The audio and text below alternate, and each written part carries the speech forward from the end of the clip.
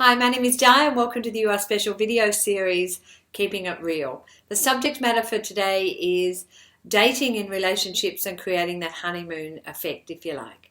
And if you're not in a relationship currently while you're listening to this, still continue to listen because it could help you when you are. But certainly it comes from my passion on nurturing those relationships that we have. And one of the things that my husband and I have done continually to do that in well over 20 years of marriage is to constantly have dates or date nights. Now, it's a subject that comes up a lot with a lot of people, and I was talking at a group for fairly new parents, a kinder group, so they had young children not all that long ago. And I asked some of the people in the room when they'd last been on a date, and they all laughed and they said, you know, we've got young kids and we don't do that. And many had valid excuses of the fact that they didn't have family, they didn't have a babysitter. And I said to them, that's not why you haven't been on a date. You could still at some point put the kids to bed, and you can still at some point, you know, even if it's a carpet picnic, open a bottle of wine, have a really nice antipasto dish. Put on some nice music, but you could still treat that like it was a date. And it is easy to say, I've got young kids, it's really hard, it's really difficult.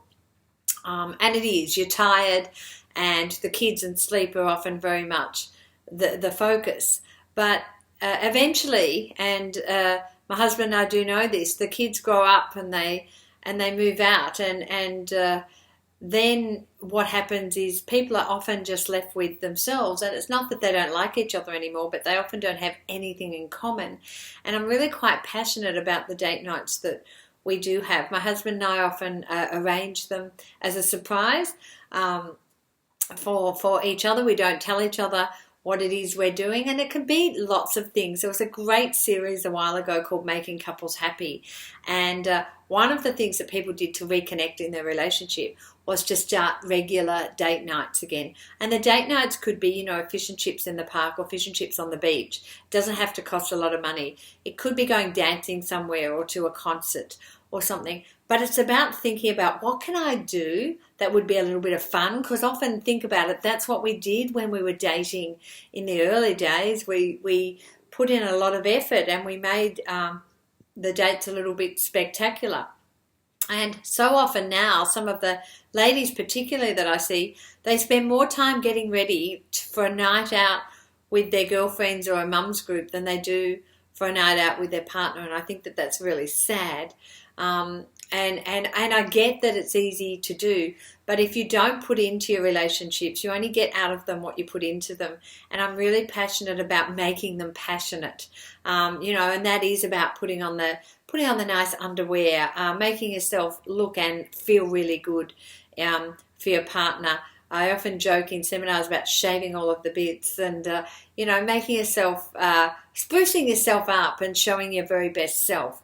And to me, that's really important, and what it's about. It's not about how long the date was or how much it cost. If you've got young children, I'd say, you know, if you can, leave them with somebody. If you can't, do the date night at home or while they're in bed, you know.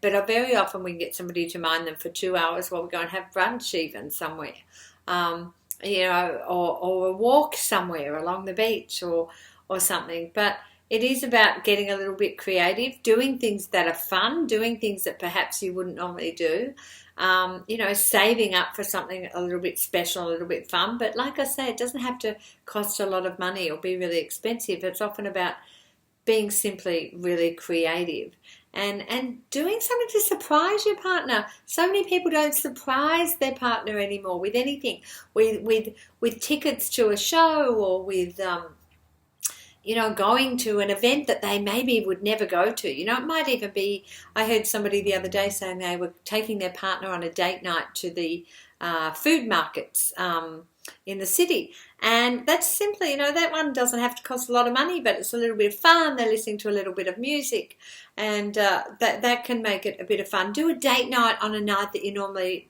wouldn't do it, or a date day. Take some time out during the week if you possibly can, and do something a little bit fun. There's hot springs, and there's wineries for lunch, and there's chocolate shops, and there's beaches to walk along, and there's lots of things. If you don't know what it is your partner might really like as a bit of a surprise and a bit of fun, then that's a problem in itself, and it's probably up to you to find that out. So whether that's, hiring a motorbike and going for a spin, or doing something a little weird and a little wonderful, a little bit out there, makes life for a whole lot more fun. And at the end of the day, your relationships are everything to behold. So appreciate them while you can. If this doesn't apply to you, as I say, then think about how, when you're in a relationship next time, you can do that. And look up the series and the book, Making Couples Happy. I'm really passionate about it. And it doesn't matter where we start. It's the intentions and what we've got to look forward to. So have a great day. Remember how special and fabulous you are. And I look forward to seeing you next time. Bye.